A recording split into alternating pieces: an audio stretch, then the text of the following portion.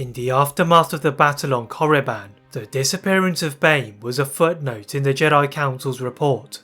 With both the Jedi and the Republic eager to move past this incident, over the next millennium, Bane was almost forgotten altogether, with most Jedi speculating that he had been consumed by the Sith spirits in the valley. The Sith themselves were reduced to cults before Khan's rebellion, with the Jedi barely considering those, such as the sorcerers on the world of Tund, as a threat. Initially under Grandmaster Faye Kovan, the Jedi reverted to the code laid out by Satele Shan, but now employed stricter tests through a Jedi's time of service, to prevent any defections such as those of Khan and Bane. The Jedi were also now directly tied to the Republic, by being reformed under the branch of the Republic Army, but as the Jedi rapidly expanded, the development of the Republic Army slowed down, and greedy businesses became the biggest enemy. Even the growing Jedi didn't have the capacity to control these commercial planets, with corporations producing droids to defend their planet. The Jedi were hesitant to intervene, as they didn't want to upset those in the Senate, but many in the Order didn't agree, as they thought the Jedi were allowing corruption to leak into the Republic. By the time Yoda became a Jedi Grand Master, the Order was suffering from more defections than it had in its history, and they rebelled against the Jedi's policy by protecting civilians on other worlds from corruption. But soon the intergalactic banking clan started to extend its influence, and whilst they appeared to be neutral, they were clouded by the dark side. Having helped to supply Lord Khan's failed rebellion several centuries earlier, the IGBC had grown even stronger, with their partnership with the Damask Holdings, and on the world of Maigito, the newest Damask would add to their darkness. Ego Damask II would show signs of Force sensitivity at a young age, and the ambitions of Card Damask would spread to his son, as this soon turned to darkness. The IGBC and the other Damasks turned a blind eye to Higo's darkness, other than ordering him to study it in secrecy, and Higo's curiosity led him to study the Sith and their history. This inevitably led him to uncover what the Jedi tried to hide, and the conflicting reports of the downfall of Lord Khan's army made Higo travel to Korriban. Whilst the Republic and the Jedi had once guarded the planet, the Millennists found the planet deserted as all the treasure from the tombs had been excavated, but Higo still felt the call of the darkness. As he used what he knew of the Force to shift the rubble that had been caved in, he didn't know that he was following in the footsteps of another ambitious Sith several hundred years earlier. Unperturbed by the dangers of the tombs, Damask eventually entered into a chamber, and trusting his instincts, he awoke the frozen body of Darth Bane. After several hundred years of stasis, Bane initially found himself disorientated, before remembering the mission given to him by his master. The Sith Lord focused his eyes onto Damask, and could feel the ambition and underlying desire to eliminate the Jedi, so he decided to anoint him as Plagueis. As Bane taught almost everything he knew to Plagueis, the new Sith continued his involvement with the IGBC as he developed the Damask traditions of gatherings at his new fortress. On one of these encounters, Plagueis would not only be joined by Bane, but also powerful figures such as Gardulla the Hutt. The Hutt had desires to take over Tatooine, and Plagueis agreed to help with the pod racing venture, which he knew would be massively profitable. But Bane was not done with Gardulla, and whilst he couldn't invade the mind of the Hutt, he could sense some of her recent interactions. Whilst Plagueis didn't want to risk the deal, Bane placed his lightsaber beside the neck of the Hutt and demanded to be taken to his fortress on Tatooine.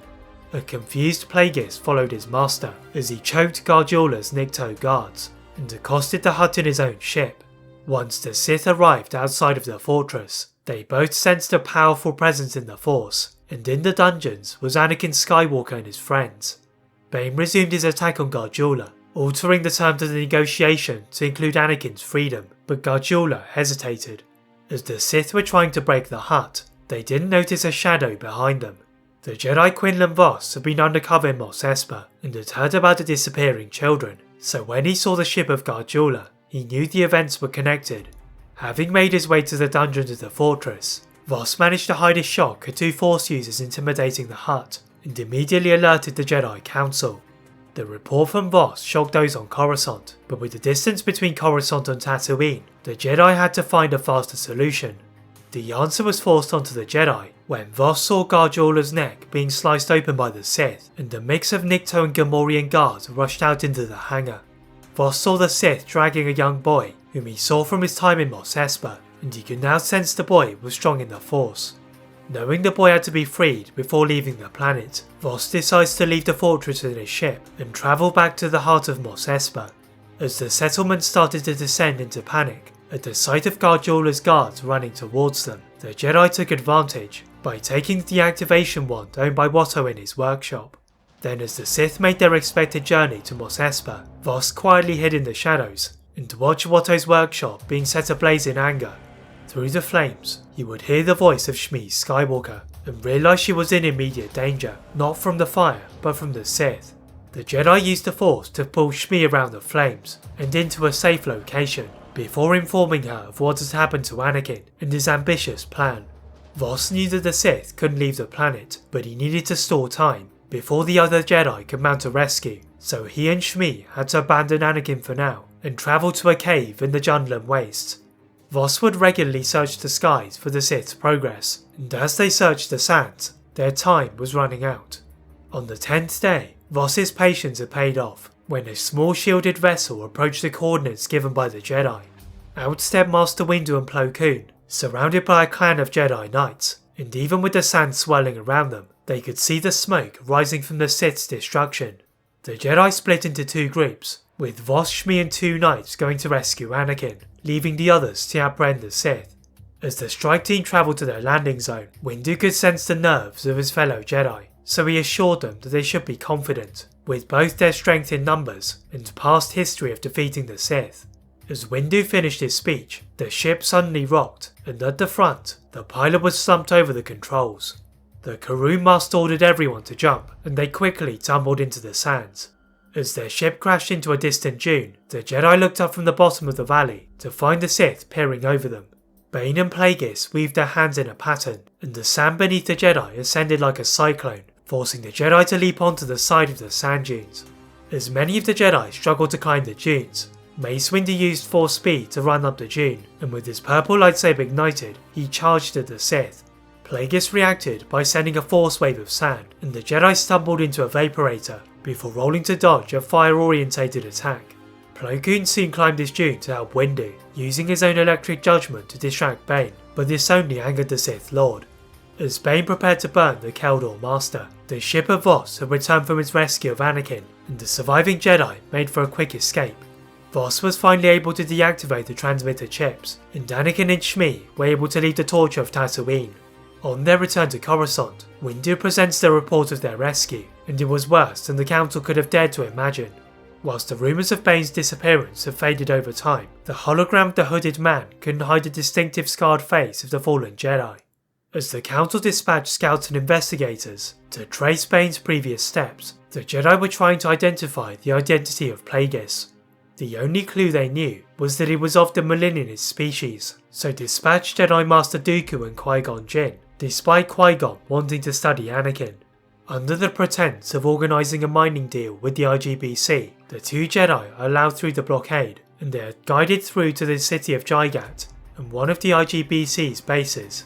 Upon arrival, the Jedi are met by Car Damask, and as Dooku cleverly distracted the bankers, Qui-Gon transferred information from the central database. Unlike the efforts to track Bane, the Jedi and Mike Ito safely extract the data from the IGBC, and when examined back at the Jedi Temple, they discover a history of suspicious military fundings to Sith allies. The Council Tower is shaken by a sudden shock, and the Jedi look down to see the two Sith on Tatooine marching to the front gate. Leaving a pile of initiates in their wake, the Sith simply stopped. As Bane weaved a complicated pattern in the air, the pillars started to crumble, and Jedi were leaping out of windows in all directions, but they were bounced off of a force bubble generated by Plagueis. It was only when Grandmaster Yoda arrived could the Jedi stop their temple from being totally destroyed, but the Sith hurried inside. The Jedi were shocked and horrified to see them heading to the Initiate clans, and Bane's cold and commanding voice demanding Anakin Skywalker be given to him. After moments of silence, the small footsteps of Anakin emerged from one of the doorways, but rather than fear, Bane sensed a grim determination. To the surprise of everyone, the astromech droids in the temple's hallways all activated as Anakin pressed a hidden switch in his robes, and smoke poured out into the temple. In the chaos, the Sith tried to grab Anakin, but the Jedi Council members apprehended the Sith and placed them in the detention center.